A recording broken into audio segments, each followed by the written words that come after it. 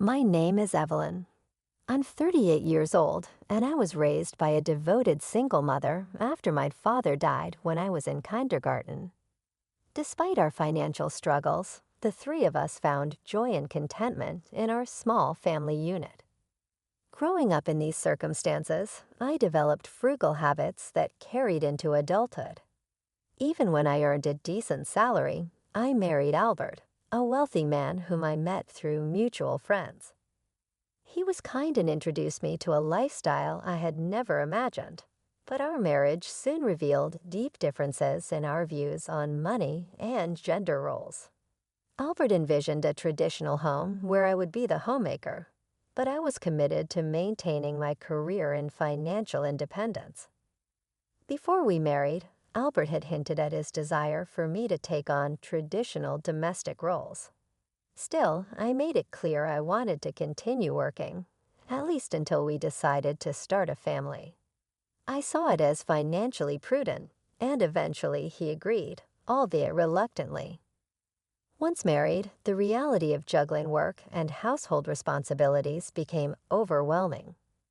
I was a full-time employee, yet my days were filled with endless chores, leaving us little time to nurture our relationship. Albert, on the other hand, settled comfortably into the role of a traditional husband, contributing nothing to the household chores. He would come home to enjoy dinner and relax while I managed everything else. This imbalance began to strain our marriage, making me wonder if this was all there was to our union. Despite my growing dissatisfaction, I hesitated to express my feelings, fearing Albert might pressure me to quit my job. I had hoped that having children might improve our relationship, but as our connection waned, I doubted the feasibility of expanding our family. Feeling a sense of urgency, I finally broached the subject with Albert, suggesting we consider starting a family soon. His response was dismissive. "Kids? You seem quite energetic for someone who's always tired from work."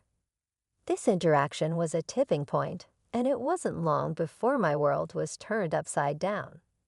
During a business trip, Albert unexpectedly announced his intention to divorce me. He had also secretly married his lover and shockingly accused me of marrying him only for his money. He demanded that I relinquish any claim to our shared properties. Facing my indifferent husband, who had shown me nothing but disdain since our marriage, led to his unraveling and a rapid descent to rock bottom. Our confrontation opened my eyes to the harsh realities of our relationship and the challenging road ahead amidst our household duties and work responsibilities. I approached Albert about wanting to start a family, although we hadn't been married for very long. Being over 32 made me acutely aware of the biological clock women face. I explained to Albert that it was becoming increasingly difficult for me to conceive as I got older, and time was not on our side. However, Albert's response was dismissive. "But if we have a child, you'll expect me to help out, right? You know I'm swamped with work and won't be able to contribute to child rearing." His outright refusal to participate in raising our future children, even before they were born, struck me as odd. I intended to handle it mostly on my own, but I hoped he would at least show some willingness to help, considering it would be his child too. His stark reply was, "Child rearing is your job. I'm working to support the family, so I definitely won't help with the kids. You'll just end up complaining that I don't help, making me the bad guy." He even accused me of being conditioned to think that having many kids was normal because of my humble upbringing. "We're not poor, we don't need kids," he concluded, shutting down the conversation and retreating to his room. Left alone in the living room, I was overwhelmed with tears. My desire to have children was not only rejected, but my background was mocked. After this confrontation, our relationship quickly deteriorated. We barely spoke, and the dream of expanding our family seemed even more unattainable. As I continued to manage both my career and our home, working on significant projects at the office, I felt my connection with Albert growing even more distant. Then one day, as I was about to leave for a business trip, he unexpectedly wished me well and hinted at a big surprise awaiting me upon my return. His uncharacteristic kindness momentarily revived a sliver of hope in me. However, that hope was crushed when I returned. The first shock was that I couldn't open the front door. Albert had changed the locks. The second was even more devastating. He announced our divorce, claiming he had forged my signature on the papers with a friend as a witness. Inside, he handed me a document to sign which waived my rights to any property division. I protested the false accusations and insisted on a mutual renunciation of property rights, intending to document it publicly. Albert stubbornly revised the document on his computer, initiating a tense exchange. As I left our home, he continued to belittle my financial status and even threatened to discard my belongings. Several days later, Albert's urgent and flustered voice came through the phone. "What have you done?" he asked frantically. "I haven't done anything, Albert. Why are you so upset?" I responded, puzzled by his alarm. "They just kicked me out of the apartment," he explained, his voice tense. "You were still there. You know that's not allowed anymore." "It's a new month, and technically, you're trespassing," I pointed out calmly. "But it's my place, don't you remember? It was a company apartment I rented. I'm the leaseholder, so obviously you can't stay there now," he argued. "That's ridiculous, Albert. How could you think it's all right to force me out without proper notice? I can't believe you didn't understand that as the leaseholder, you don't have absolute control," I said, trying to keep my composure. "I thought I made it clear you can't just change the locks on a rental property. It's not solely your house to alter at your whim," I continued, attempting to reason with him. "You should have listened. It was my lease agreement. But regardless of that, the apartment manager is the actual owner. You can't alter the locks without their consent." He shot back, still misunderstanding his rights. "Here's what you missed. I had already terminated the lease while you were busy changing the locks. I was permitted to stay there until the end of this month. I plan to return, but now you've illegally modified someone else's property, which might be seen as criminal damage," I informed him, hoping he'd grasp the severity of his actions. "Wait, why terminate it so soon? Criminal damage? Is that why there are police at my door?" Albert's voice cracked slightly. "The police might be there, but it likely isn't for trespassing or criminal damage. You should speak with them just so you know. I reported to you independently filing the divorce papers. It appears you've committed forgery and used a private document fraudulently. Remember, divorce papers require mutual consent and authentic signatures," I explained sternly as he absorbed this information. "The divorce papers you filed are void, and your supposed marriage to Judy can't legally proceed." "How did I find out about Judy? Did you assume I was in the dark?" "I hired a detective agency to investigate your relationship with Judy thoroughly. Despite my hectic schedule at work and coordinating with the detectives, I discovered your elaborate wedding ceremony while I was supposedly on a business trip. I took leave from work, despite being swamped, to focus on gathering some crucial evidence and preparing documents. I had discovered that Albert was bringing Judy to our home, something I wouldn't have been able to uncover while juggling my regular work commitments. After confronting Albert with all the evidence I had collected, he was utterly speechless and sounded quite dejected over the phone. Then, in a desperate plea, he said, "Please don't tell Judy that I'm divorced." "Why would I mention that?" "There's no such fact to disclose," I replied coolly. "Really?" "Thank you," he responded, a hint of relief in his voice. "Are you confused? When did you think you became divorced?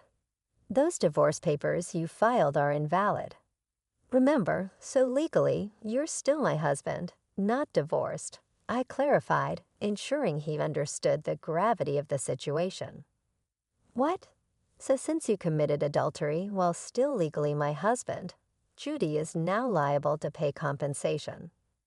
I sent a demand for reparation to her house yesterday by express delivery. She didn't know you were married, right? At this point, I can't retract the claim, I explained, my voice firm. Albert was silent, likely processing the implications. Judy hasn't contacted me yet, so maybe she hasn't received the letter. It should arrive soon. Should you be on the phone with me when you have to deal with the police as well? You're busy, I added, a touch of sarcasm in my tone. I'll ignore the police. I won't be arrested. I'm going to Judy's house now to get the letter back before she or her family sees it. He blurted out, then hung up. I assumed he rushed straight to Judy's house to intercept the postman. I knew the endeavor would be futile, since the letter was sent as registered mail, addressed solely to Judy. Even if Albert waited for the postman, he wouldn't be able to receive it. A few hours later, a dejected Albert called me again. He recounted an awkward encounter. I was there when the postman arrived. Finally, I'll take that envelope, I told him. And who are you? You don't live here, right? The postman challenged. I'm practically a resident here since I'm married. I have the right to receive the mail, Albert argued, desperation in his voice. I see, but I can't give you this envelope. It's registered mail for Judy only. Give it to me, Albert demanded. Not if you're so eager. Ask Judy for permission, the postman replied, unmoved. Just then, Judy appeared, puzzled by the commotion. What's going on here? Oh, Albert, what's all this noise about? This is registered mail for you, Judy. This man insisted on taking it. Sorry for the disturbance, the postman explained, handing her the envelope. This unexpected revelation likely caused quite a stir, and I could only imagine the conversation that followed between Judy and Albert. On my way out, Judy confronted Albert, holding the envelope in confusion. What's this, Albert? A demand for reparation. You were married. What's going on here? Albert, visibly flustered, tried to cover up. Sorry, it's just she's an ex-wife from a long time ago. I was embarrassed to admit I'm divorced. I'm sorry for keeping it a secret, but it's odd, isn't it? We haven't been dating long, and a demand for reparation. If you were divorced before we started seeing each other, there shouldn't be any problem, right? Judy pressed on. Well, my ex-wife is, let's say, a bit unpredictable. Maybe she's demanding reparation out of spite because I got remarried, Albert replied, hoping to dismiss the situation. However, his excuse quickly fell apart. The envelope contained a letter I had written, along with my contact details. Judy, seeking clarity, called me directly in our conversation. I laid everything out. The affair, the invalid divorce, and that they had even held a wedding ceremony while he was still legally married to me. Although they celebrated their union, the marriage registration hadn't been submitted yet. Albert had planned to submit it on April Fool's Day, so it was still pending. He likely delayed the process due to uncertainty about whether the divorce had been finalized. After being confronted with the truth, Albert hastily left Judy's house and, without any shame, contacted me again. We agreed to meet at a nearby cafe to discuss further. As soon as I arrived, Albert pleaded, Evelyn, please withdraw the reparation claim. Let's pretend we've been separated for a long time and are officially divorced now. I can apologize to Judy, claim I was secretly divorced, and maybe smooth things over. You think I'm desperate to stay married to you? I was planning to file for divorce anyway, but since you cheated, you'll pay reparation. He countered, firm in his decision. Just trying to extort money from me, huh? Typical of someone with a poor spirit. Albert snapped, reverting to insults. Depending on my response, everything can change. There's still an option where we don't divorce. If I say no, you can't reject it, meaning you can't marry Judy, and your marital status will be exposed, I explained, laying out the consequences. Fine, I'll pay the reparation. Just divorce me now. Sign here, he said, resigning to the situation. And about property division, how much more do you want to take from me? The preparation should be enough. Remember we agreed to waive property division, right? So let's make it official, he added, trying to limit his losses. All right, you're not as unreasonable as I thought. Thank you, he conceded. We then went to a public notary, where we made a public document for reparation and property division, formally ending our ties and finalizing the necessary legalities. After finalizing everything at the public notary, we headed to City Hall to submit the divorce papers, officially ending our marriage. As we walked out relieved, I exchanged some last words with Albert. I'm glad we don't have to deal with dividing property, I commented, trying to keep the conversation light. What are you saying? I'm the one who benefits from that. By the way, do you even have assets after paying me reparation? Judy will also claim damages, charging you for the wedding expenses, Albert retorted, his tone dismissive. That's impossible. I'm marrying Judy. She can't claim that we're divorced now, so there should be no problem. He continued, clearly still entangled in his narrative. Albert, you committed marriage fraud. You had a wedding while still legally married to me. Do you think Judy still believes your story? I asked incredulously at his denial. Marriage fraud? That's ridiculous.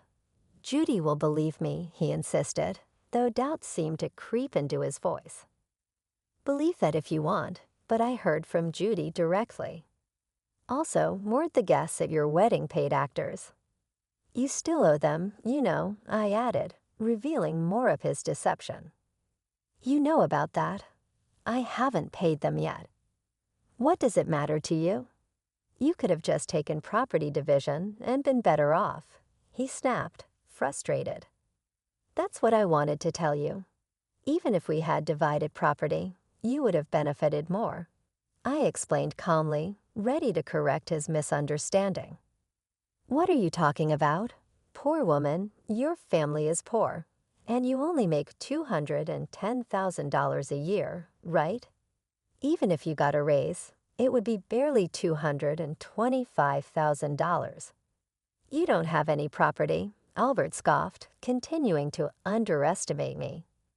You keep calling me poor, so I thought you might be mistaken. Yes, my salary was indeed $130,000, but you know I work for a foreign company, right? It's not $130,000 per year, but per month, $210,000 per month, making my annual income $252 million. I corrected him, revealing the true extent of my financial success. You're still bad with numbers. How do you manage to keep a job? It's $200,000 a year, Albert mumbled, confused. $200,000? That can't be true. Of course, I haven't had the chance to spend such an amount, so I've been saving it for the future. The savings from before our marriage aren't part of the property division, but there's still a considerable amount. Since our marriage, I could have received half of that in the property division. You were my husband, after all, I pointed out, dismantling his assumptions. I'll get the divorce papers corrected.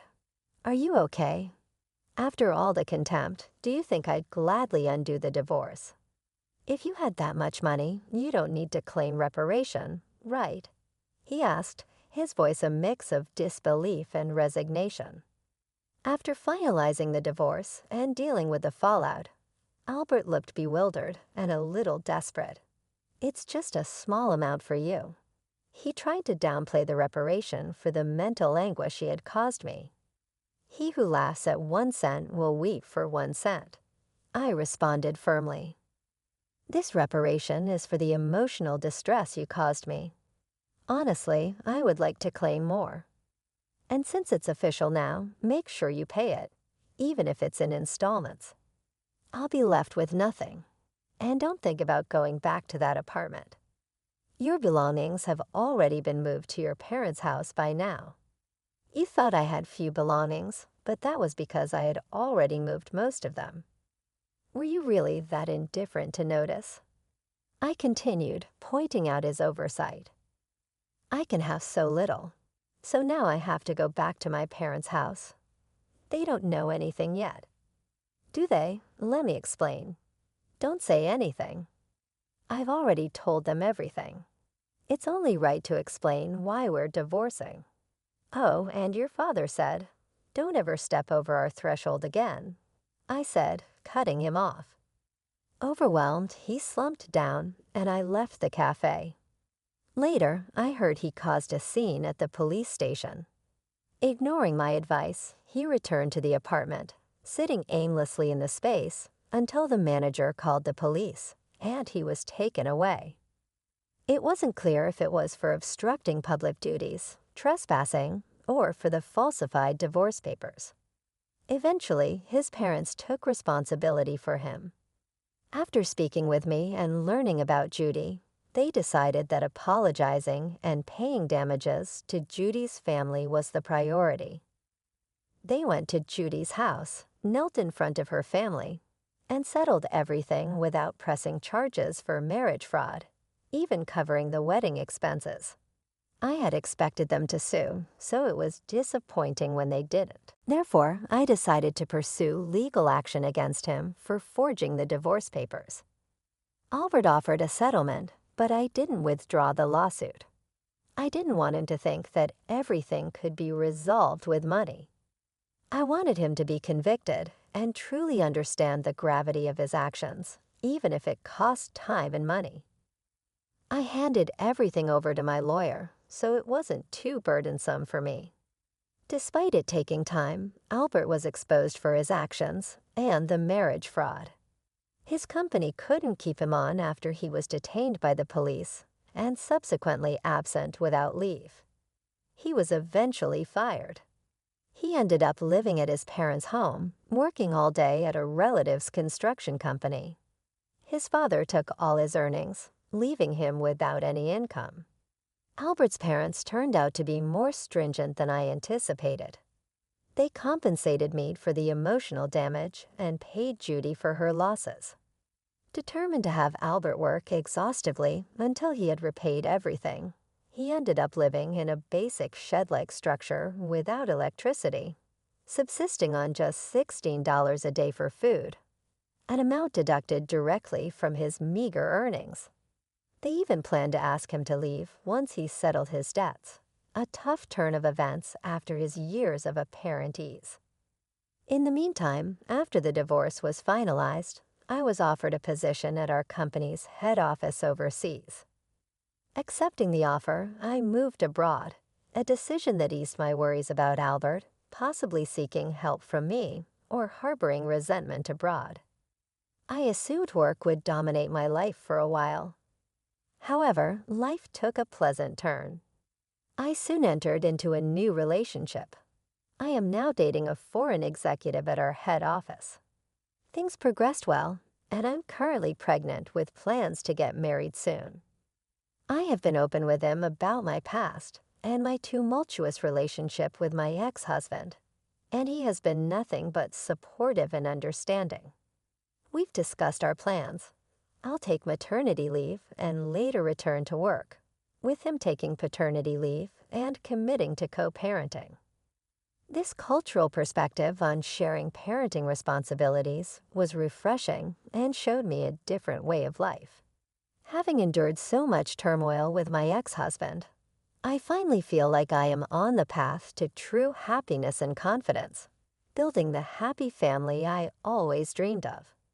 My experience has taught me that while divorce is not always the desired outcome, enduring silence is never a virtue.